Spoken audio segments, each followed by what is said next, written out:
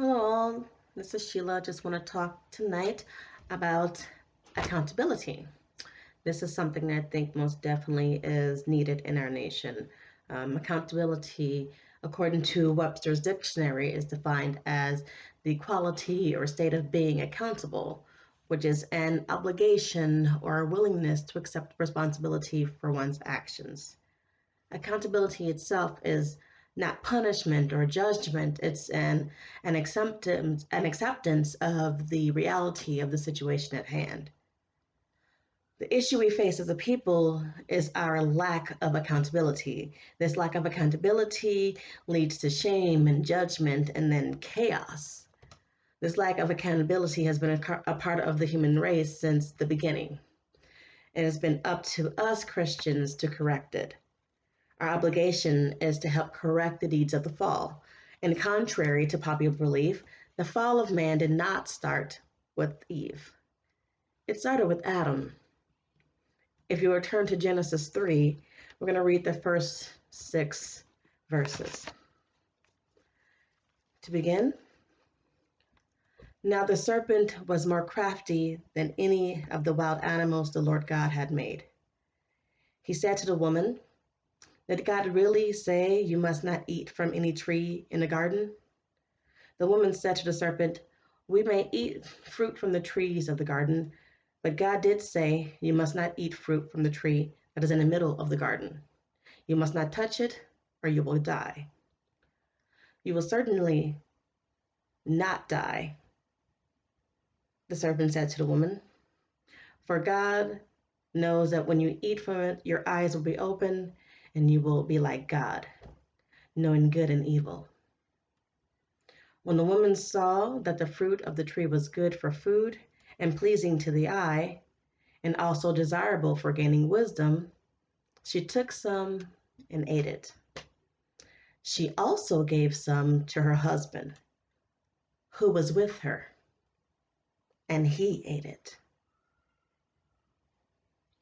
Genesis 6 tells us he was with her the whole time.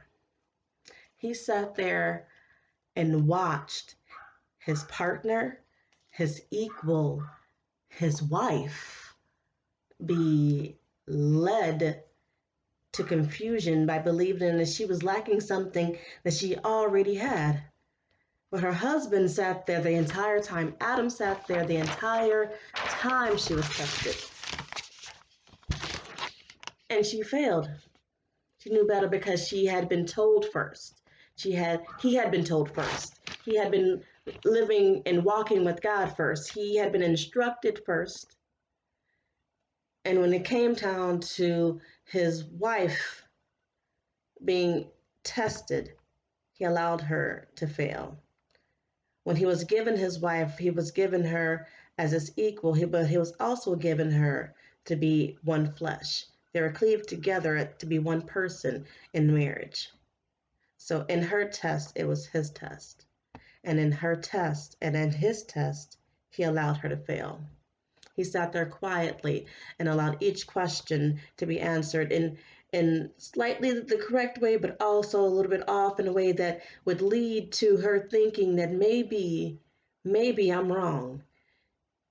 And instead of correcting his wife, instead of being the rock and saying, hey, this is the word that I know from the Lord, he sat quietly because he didn't want to take responsibility for her actions. He did not want to take responsibility for the things that she was going to do.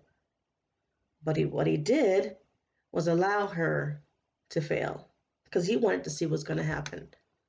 She said that she would surely die because he knew that's what the Lord had said, you would surely die. And when she did not die after she ate, she turned and gave it to him. And he ate too. He was willing to take on the fruit that she was given, but not on her responsibility. Our job now is to correct this. We are told to be responsible for our actions, and we will be only when we are held accountable for them. When we know that we're doing wrong and we correct those things, when we know that someone else is doing wrong and we correct those things, is the only way this will work. The correction begins with accountability.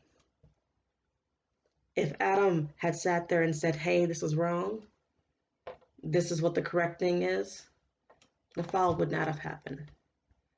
It happened because of a lack of accountability. Again, the correction begins with accountability. Have a good night, y'all.